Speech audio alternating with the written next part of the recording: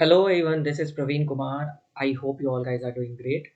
आज के इस वीडियो के अंदर हम लोग एनएथ हाईएस्ट सैलरी जो कि सीक्वल का लीड कोड क्वेश्चन है वो सीखने वाले हैं। इस क्वेश्चन के अंदर हमारे पास एक टेबल है जिसका नाम है एम्प्लॉय, और इस टेबल के अंदर हमारे पास दो कॉलम है, एक आईडी है एंड सेकंड जो है वो हमारा सैलरी है। आप देख सकते हो जो आईडी है वो प्राइमरी की है और जो सैलरी है वो एम्प्लॉय की सैलरी दी गई है।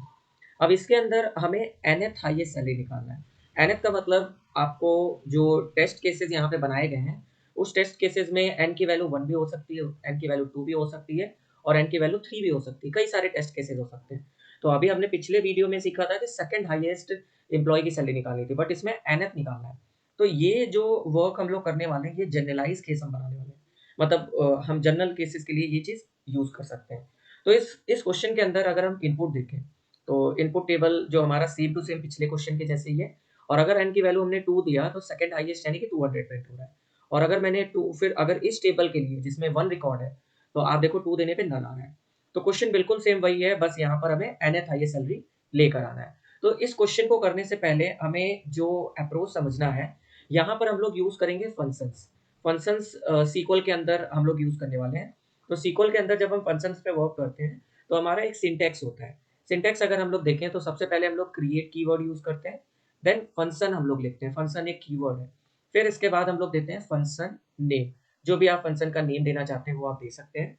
इसके बाद पैरेंथेसिस के अंदर आप पैरेंथेसिस के अंदर अपना पैरामीटर देंगे, पैरामीटर 1, और उसके साथ ही साथ स्पेस देके उसका डेटा टाइप भी देंगे। जो भी उसका डेटा टाइप होगा, इंटीजर हो सकता है, वैरचर हो सकते हैं, या फिर कोई इनम भी हो सकते हैं। अगर कई सारे पैरामीटर हैं तो कॉमा देकर पैरामीटर 2 डेटा टाइप, इसी तरीके से हम सारी चीज़ें लिखेंगे पैरेंथेसिस के अंदर। जब ये हमारा पूरा काम हो जाता है फिर हम लोग रिटर्न कीवर्ड यूज़ करते हैं, रिटर्न, रिटर्न्स। एंड रिटर्न्स के बाद हम लोग यहाँ पर उस डेटा टाइप को लिखेंगे जिस डेटा टाइप को हम लोग रिटर्न करा रहे हैं अपने फंक्शन से। तो यहाँ पर रिटर्न्स होता है, यस होता है, ये चीज़ आपको ध्यान देना है। और डेटा टाइप ये वो डेटा टाइप होता है जो डेटा टाइप आपका फंक्शन रन होने के बाद रिटर्न कराया जाता है। फंक्शन में हमेशा रिटर्न वैल्यू आपको यहाँ पे मिलता ही मिलता है सीक्वल के केस के अंदर। इसके बाद हम लोग यहाँ पर देंगे बिगिन। बिगिन बिगिन के अंदर हम लोग डिक्लेयर करते हैं, डिक्लेयर मतलब अगर आपका कोई डिक्लेयर आप करना चाहते हो, ये ऑप्शनल होता है। डिक्लेयर के अंदर जैसे आप कोई वेरिएबल डिक्लेयर करना चाहते हो, जैसे मान लो एक एम नाम का आपने वेरिएबल बनाया और इसका डेटा टाइप इंट है तो आपने इंट दिया। इसके बाद हम सेमीकोलन देते हैं, ये चीज़ आपको ध्यान देना है। और अगर आपको कोई वैल्यू सेट करना, मतलब इस एम के अंदर कोई वैल्यू असाइन करना है, तो सेट उस वेरिएबल का नेम इक्वल टू 3 दे दिया और सेमीकोलन। तो ये वाला जो पोर्शन होता है ये आपका ऑप्शन होता है, ऑप्शनल होता है, डिक्लेयर एंड सेट। डिक्लेयर यानी कि जब भी आपको कोई वैल्यू असाइन करना होता है किसी वेरिएबल के अंदर, फंक्शन के अंदर, तो पहले डिक्लेयर करेंगे, उसका डेटा टाइप देंगे, सेमीकोलन के बाद फिर सेट करेंगे। सेट कीवर्ड यूज़ करते हैं यहाँ पर, ये चीज़ आपको ध्यान देना है। इसके बाद हम लोग यहाँ पर एक बार रिटर्न फिर से लिखेंगे, और ये रिटर्न होता है और ये रिटर्न्स होता है, बस ये डिफरेंस आपको याद रखना है। रिटर्न के अंदर हमारा जो पैरेंथेसिस के अंदर, इसके अंदर हम लोग अपना पूरा सेलेक्ट स्टेटमेंट लिखने वाले हैं। जो भी हमारा सेलेक्ट स्टेटमेंट है वो हम इस रिटर्न के अंदर लिखेंगे। और रिटर्न के अंदर के बाद हमारा जब ये कंप्लीट हो जाता है तो फिर हम लोग एंड करेंगे और सेमीकोलन देते हैं। तो एंड करने पे क्या होता है कि हमारा पूरा का पूरा जो फंक्शन है वो कंप्लीट हो जाता है। तो ये बेसिक सिंटैक्स है जो आपको याद रखना है। इस क्वेश्चन को करने के साथ साथ फंक्शन कभी पूछा जाए सिंटैक्स क्या होता है तो आप ये चीज़ें बता सकते हैं। अब इसको हम लोग करके देखते हैं। तो सबसे पहले हम फंक्शन क्रिएट करते हैं, क्रिएट फंक्शन, और इसके बाद हम फंक्शन का नेम देंगे। तो फंक्शन का नेम हम लोग दे देते हैं गेट nth हाईएस्ट सैलरी, ये हमने दिया।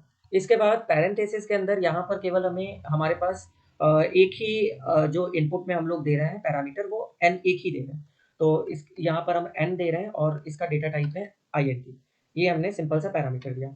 इसके बाद हम जो रिटर्न्स करा रहे हैं तो यहाँ पर रिटर्न्स लिखना है, ये चीज़ आपको याद रखना है। रिटर्न्स का जो टाइप होगा, डेटा टाइप होगा, सैलरी हम लोग रिटर्न कराएंगे तो सैलरी रिटर्न करा रहे हैं और इसका भी डेटा टाइप कहीं ना कहीं इंटीजर ही है, तो हम यहाँ पर int देने वाले हैं। इसके बाद हम लोग यूज़ करेंगे बिगिन्स, बिगिन। बिगिन के अंदर हमें डिक्लेयर करना, हम एक वेरिएबल खुद क्रिएट करेंगे जिसका नाम मैंने m दिया हुआ है और इसका भी डेटा टाइप int है, सेमीकोलन। फिर इस m की वैल्यू को हम लोग सेट करेंगे। अब जैसे आपको समझना होगा, अगर किसी ने कहा है कि मुझे सेकंड हाईएस्ट चाहिए, सेकंड हाईएस्ट निकालना है, तो सेकंड हाईएस्ट को निकालना है तो मतलब हम लोग मैक्सिमम में एक, मतलब जो हम लोग m की वैल्यू रखेंगे वो n से एक कम रखेंगे। तो सेट करेंगे m is equal to n minus one, n minus one. Simple, इसको भी मैंने सेमीकोलन दे दिया।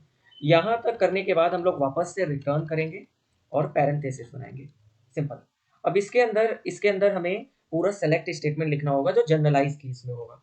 तो जैसे हमने लास्ट वीडियो में किया था, सेलेक्ट के बाद हम लोग यहाँ पे करेंगे डिस्टिंक्ट सैलरी फ्रॉम एम्प्लॉय, ये हमने किया।